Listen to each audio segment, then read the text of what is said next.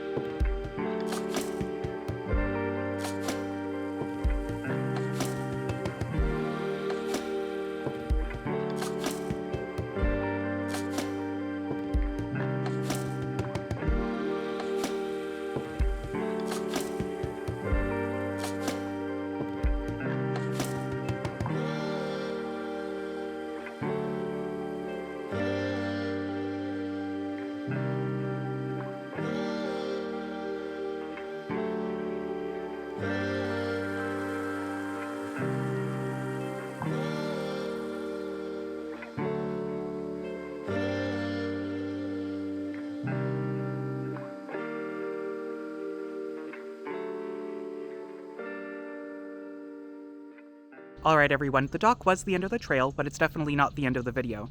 I'm going to start making my way back, and we'll see what else we can find on the way.